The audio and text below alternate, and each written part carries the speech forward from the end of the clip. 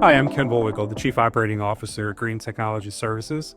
I'm here today with one of our senior system analysts, Anthony Carroll, and we're going to be talking to you about Cybersecurity Awareness Month. Why is building that awareness important for small and medium-sized businesses? Awareness really is the first line of defense when it comes to cybersecurity. If employees and owners take the chance to educate themselves on the risks of clicking on a phishing link, which could possibly turn into ransomware or one of the other big three, enable a data breach, it really can disrupt and maybe even shut the doors of an organization. So being aware and educating all employees and keeping up to date on the current landscape of cybersecurity is a must nowadays. So Anthony, tell me some of the common threats that are plaguing small businesses. Phishing, or credential stealing, or social engineering can kind of wrap all those into one. Ransomware is, another big one. And another of what we call the big three is data breaches. So can you tell me a little bit more about the phishing scams and the social engineering scams that you mentioned? Your basic phishing scam is a bad guy trying to impersonate either a company or an internal or external organization, right? Hoping that you're going to not think, click a link, get redirected to a website that may look like, let's use a bank, for example, and enter your login details. Once you enter your login details, the bad guys now have your username and your password. And, as most small and mid-sized businesses, most people reuse passwords. So now this bad guy has potentially your username and password to a dozen or, hundreds of web portals and websites to use your username and password to gain access to. For a regular employee, maybe this is a big deal, maybe it's not, maybe they don't get too much information. But for someone with administrative or the owner or CEO of a company, this is a huge deal because now they have access to the keys to your kingdom and can sit and wait and, gather information and, do whatever they want. Most of the time with phishing and credential theft, organizations don't know this for months, sometimes even years.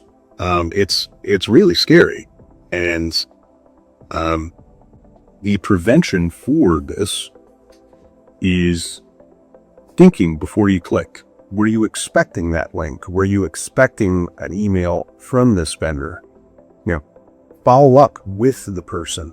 Call them on the phone any way you can just to verify, hey, did you send this? Okay, this is okay.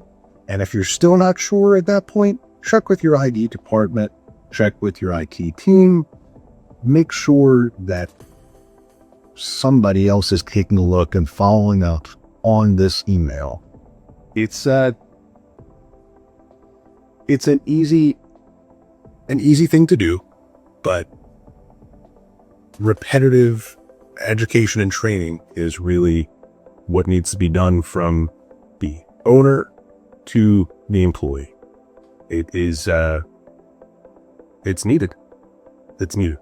So what you're saying is if I open up an email, it could look perfectly normal and still be a problem. Yes. Yep.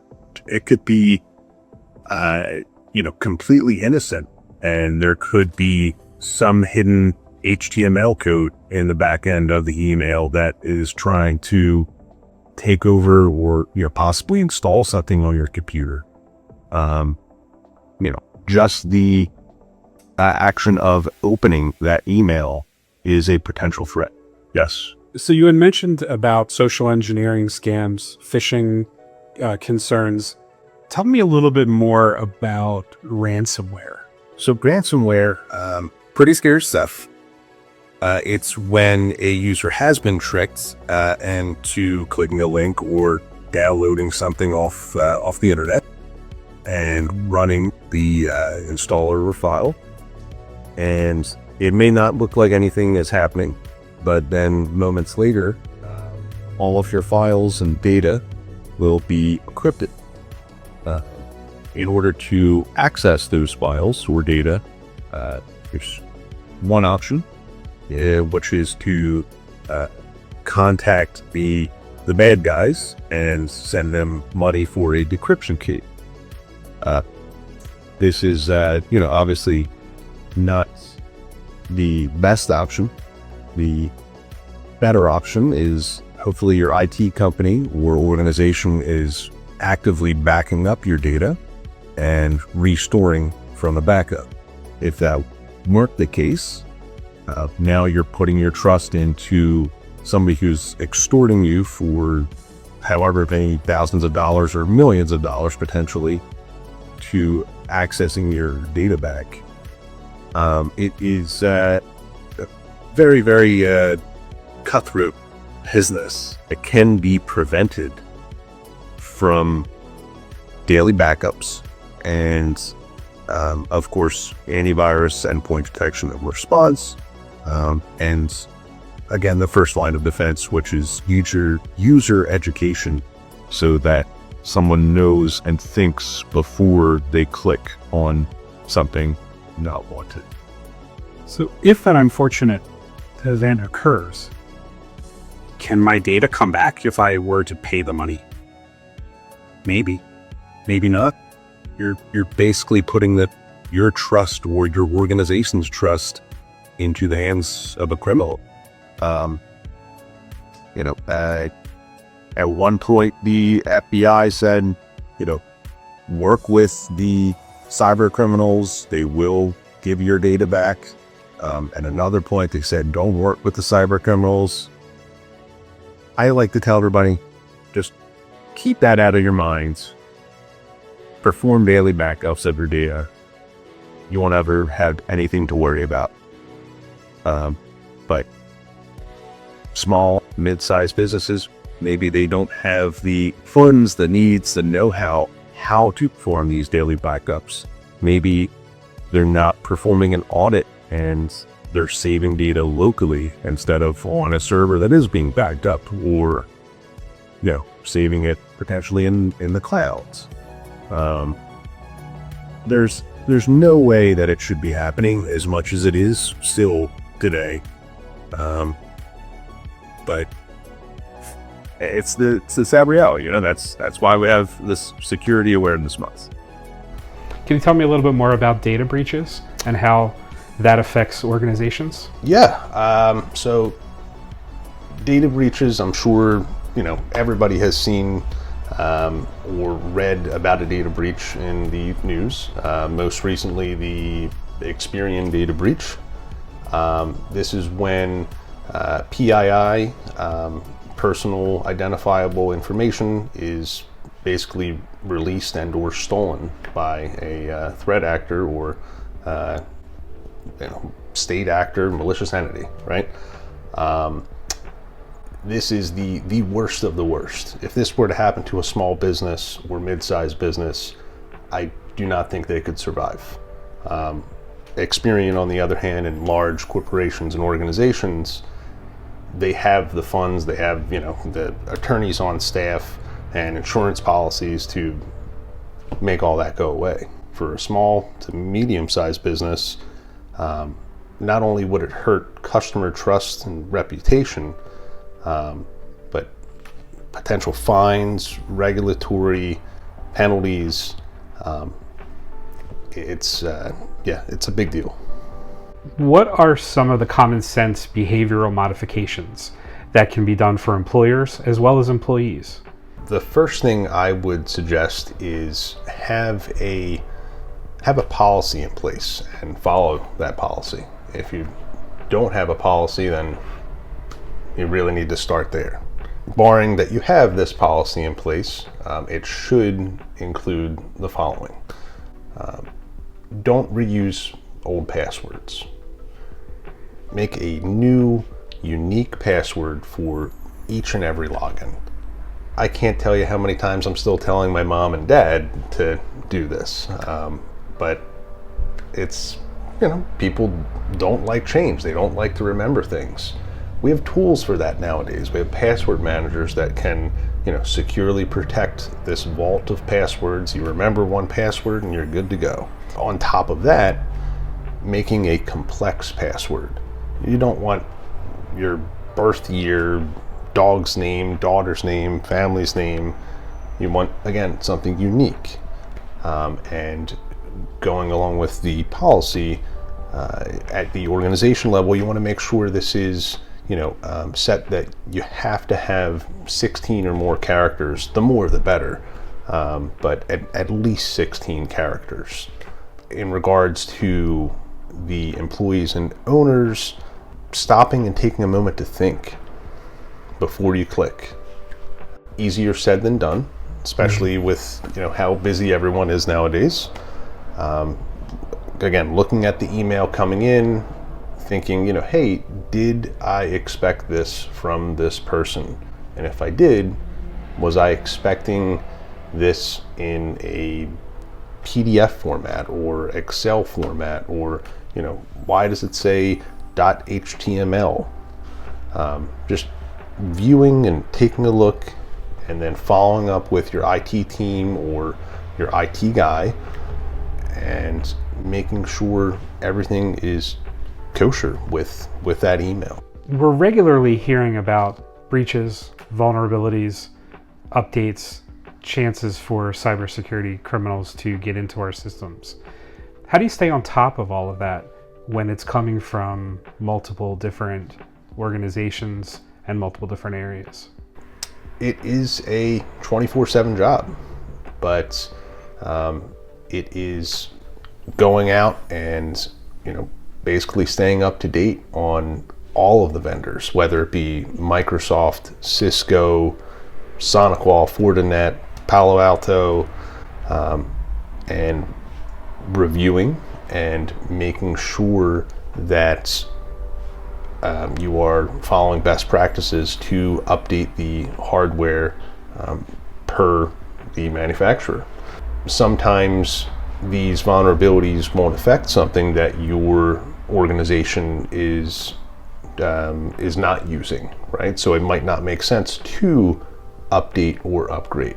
But 100% of the time, as soon as it's a security vulnerability, it has to be updated. It has to be patched. There's no ifs, ands, or buts. When it comes to security, you need to update. You need to regularly update, test, and make sure that you have a plan in place to basically shut down the network if needed, to update any hardware that is affected, so that you can ensure the organization is protected. Sometimes the vendors aren't so fast in releasing these updates, and it may have already been 2 or 3 days or a week of time that has gone by, and the time is really of the essence, so that you need to get out there and update. So staying on top of updates, very, very crucial. So you mentioned about updating, patching, staying on top of things. How do small businesses protect themselves from things like unsafe websites? Because I hear that that's a very common thing that occurs as well and can open yourself up to cybersecurity issues. Hopefully your small business has a next-gen firewall in place. If they don't, please get one. And beyond that, there are a few extra goodies that can be installed and protected on each user's machine. Software like DNS filtering, content filtering, can stop these websites in their tracks before they're opened. And your IT department and where CEO owners can actually get logs of, what was trying to be accessed. Maybe Sally was trying to access Facebook, and you don't want somebody accessing Facebook, but it wasn't actually Facebook. It was something that looked like Facebook and potentially had the audacity to download something malicious just because Sally wanted to go to Facebook. Yeah, you can get as granular as you want with some of these services and blocking social networking, and as well as malicious and sites that impersonate social networking sites. So what could be done for our small and medium-sized businesses to minimize the risk of cybersecurity events? Security is it's like an onion. You need multiple layers. The first layer that we already discussed, first line of defense, is the people, the person. Education, obviously, is going to be your most valuable tool. Just getting the information out in front of your employees so that they know, what to look out for, how to look out for it, and what to do if they do see something funky. Beyond that, we have the hardware, a firewall, networking switch, networking fundamentals that hopefully are in play at your organization. If your IT department is just a one-man show, hopefully it is. Most of the time it's not, though. If you're wearing so many hats, you probably aren't checking the configurations and doing all this extra stuff that is needed. Beyond your hardware, we would move on to the next layer, being software, antivirus, endpoint detection and response, whether this is being, again, monitored by a one-man guy or a security operations center. Big difference. You, again, can't expect a one-man show to review all these logs, also updating computers against vulnerabilities. It's near impossible. Unless you are a one-person company, then possibly you could do it. But any more than that, you need a dedicated team nowadays. There's no ifs, ands, or buts. So this has all been great information, especially bringing more awareness to the threats of cybersecurity. So why is GreenTech the perfect choice for small and medium-sized businesses? So we're a small family-run business. We are of the people. We're not a big corporation. So we understand all of our customers' needs. And we understand that the small issue of maybe a password reset or a printer not working is just as important to you as it is to us. We're going to, put all of our resources on every single issue to take care of it for you in a timely manner. Our mission, obviously, is to make IT easy. We want to, inform all of our clients of everything in the cybersecurity landscape that we can to, get them educated so that they know how to better protect themselves. What makes our expertise in the fields better than most, and especially better than the big guys, is number one, we care, but the second thing, we have one team working on security issues, one team working on web issues, one team working on server issues. We don't just have robots answering and talking to whomever that may be, whether it's a managed client or someone calling in for the first time. You're going to get the same level of service and dignity that anybody else would get. Whereas some of the bigger guys, you're just a number. Here you're family.